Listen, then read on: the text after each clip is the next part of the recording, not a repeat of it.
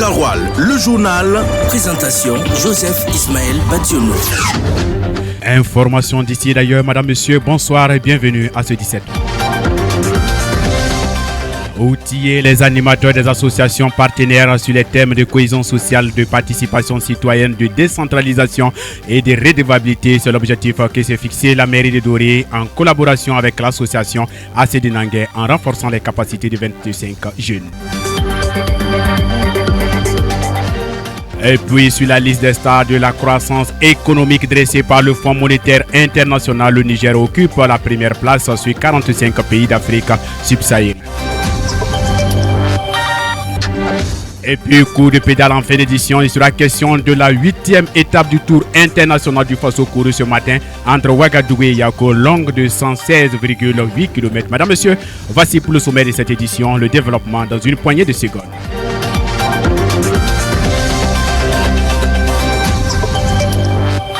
Une fois de plus, madame, monsieur, bonsoir. Merci de nous choisir pour vous informer. Ceci dit, au Sahel, en plus de la communauté Poulard, celle des autres régions s'y trouvent. Fonctionnaires, agents du privé, FDS, c'est en quelque sorte ce qui constitue la communauté ressortissante du Sud-Ouest composée de Dagara, Loubiri et Birifo. Une kermesse de 4 jours débutée depuis le 31 octobre permet à ces ressortissants de se retrouver au Triangle d'Or. Le comeback to my route est signé Cheikh Yannick Soumi.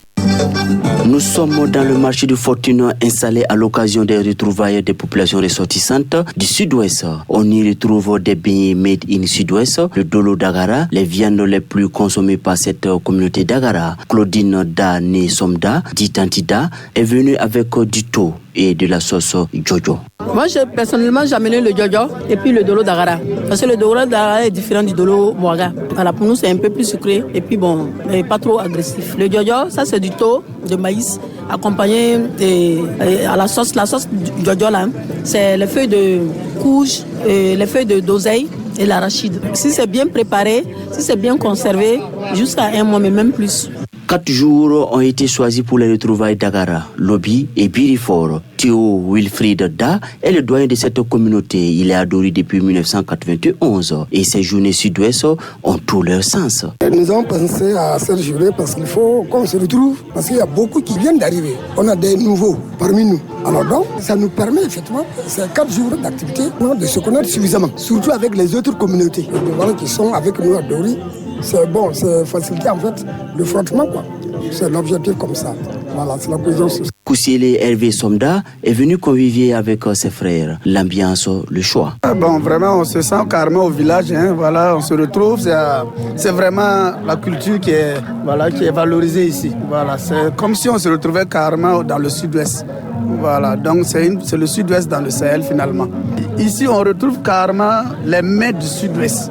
Voilà, nous avons le dolo, nous avons les beignets, nous avons le porc au four, nous avons la viande de chien communément appelée défense. On a vraiment beaucoup de domaines locaux ici. En plus des mets et boissons d'Agara, des activités de salubrité sont organisées avec les communautés des Cascades et de la boucle du Mourne pour renforcer la fraternité. Après le dolo d'Agara, madame, monsieur, marquons une pause pour parler des jours fériés au Burkina Faso. En effet, le Burkina Faso compte au total 11 jours fériés dans l'année après le 31 octobre où les Burkinabés ont rendu hommage aux martyrs de 2014. Un autre jour férié suit automatiquement celui du 1er novembre. Comme tous les ans, célèbre la fête des Toussaints. Les reporters de la radio Kaoural sont sortis recueillir les avis des travailleurs douriens sur la multitude des jours fériés au Burkina Faso. Ismaël Konfi. En plus des jours fériés existants, c'est ajouté le 15 mai. Le travailleur d'Urissa Maïga ne voit aucun inconvénient. Les jours fériés ne concernent pas tous les secteurs de travail du public. Et voilà, nous-mêmes, on ne peut pas avoir de férié parce qu'aujourd'hui c'est férié, mais on est obligé de travailler parce que les gens viennent demander beaucoup de services. Pour Cheikh Khaled Diallo, élève en classe de seconde C, il trouve important les jours fériés pour cette raison. En tant qu'un élève, les jours fériés, pour ceux qui font les classes de passage, je dirais que c'est favorable à l'institution parce que ça les permet de faire des exercices, de lire les leçons. Salif Maïga, œuvrant dans le domaine des transferts électroniques, souligne l'impact de ces jours fériés sur son activité. Surtout sur les transferts électroniques que ça impacte. Parce que disons, hier c'était férié, aujourd'hui c'était férié aussi. Bon, avec l'enlèvement des stocks, voilà, ça impacte beaucoup sur nous. En attendant que le président du Faso décrète la réduction de ces jours fériés, retenons que chaque citoyen est impacté positivement ou négativement par ces journées chômées dans son domaine d'activité. Au regard du nombre de jours fériés, pourquoi les fonctionnaires du Faso ne vont-ils pas imiter les Japonais ou les Chinois en allant travailler durant ces jours fériés?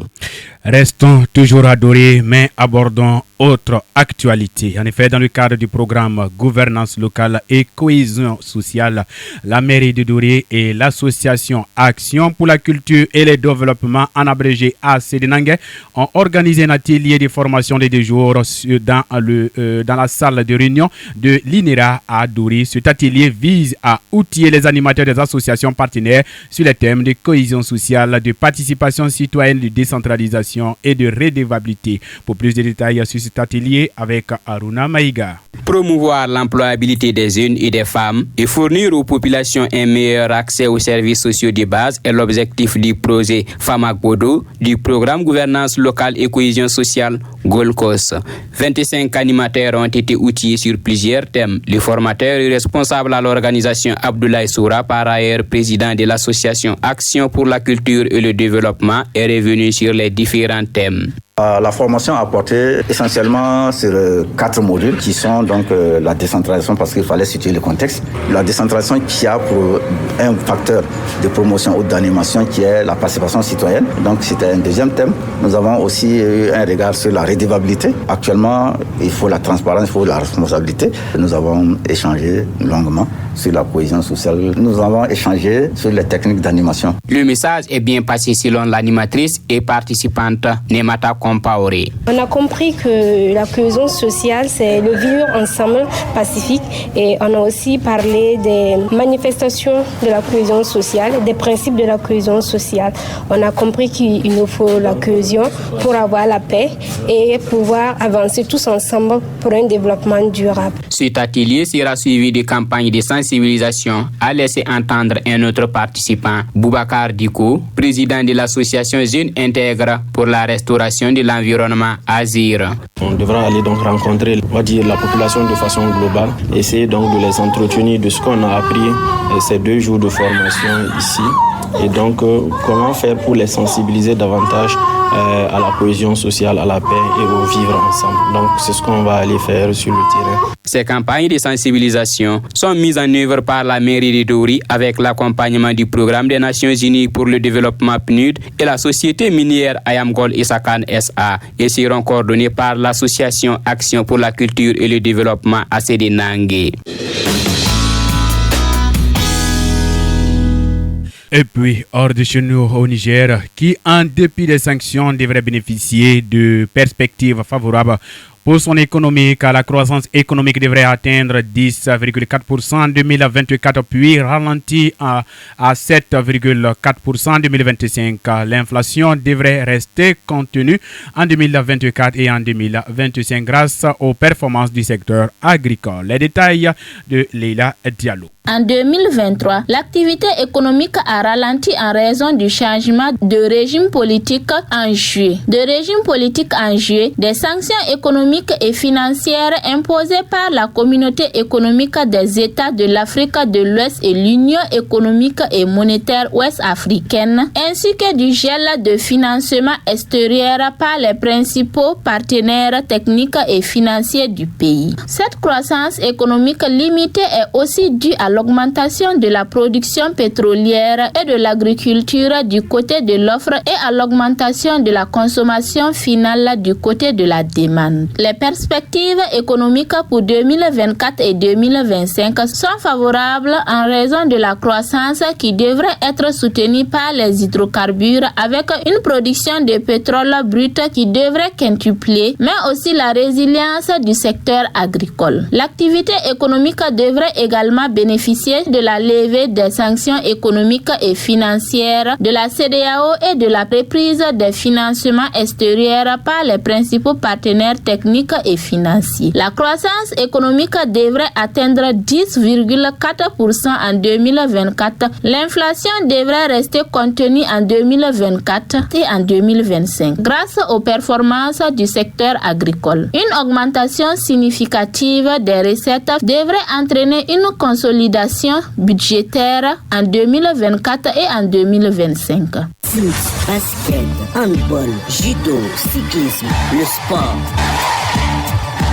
Et puis du cyclisme à présent dans cette édition, la 8e étape du Tour international du Faso, couru ce matin entre Ouagadougou et Yako, a été remportée par le Marocain El Aouni Driss, suivi du Russe Anton Popov et du Belge Lance de Kabouté. Pour plus de détails avec Alexis Palais. Le top départ de cette 8e étape, Ouagadougou-Yako, longue de 116,8 km, a été donné aux encablures de l'échangeur du Nord avec 57 coureurs. Et à partir de Saptenga, 6 coureurs se sont décollés du peloton. Il s'agit du capitaine des étalons cyclistes, Haruna Ilboudo, du béninois Rémi Soyou, du camerounais Kosoko Jérémy et des burkinabés Issouf Ilboudo, Babassi Soulama et Salif Yerbanga. Très tôt, le russe Anton Popov a dicté sa loi en remportant le premier sprint intermédiaire de l'Aïe devant le belge Timi Debo et le malien Tiemoko Diallo. Et c'est à partir de là que le capitaine Haruna Ilboudo va appuyer sur l'accélérateur pour enlever de justesse le second point chaud d'Arbolète devant son compatriote Bouré-Manana et Wahabou Bouda. Et c'est dès ce point chaud que le Marocain va se démarquer du groupe jusqu'à remporter l'étape de Yako avec une vitesse moyenne de 2h38 minutes 59 secondes, soit une moyenne de 43,838 km/h. Il est suivi du russe Anton Popov et du belge Lance de Kabouté. Le premier burkinabé de cette étape, Souleymane Koné, est arrivé 7e. Espérons que les deux dernières étapes souriront aux étalons cyclistes. Radio Karoual, le journal. Présentation Joseph Ismaël Bationo.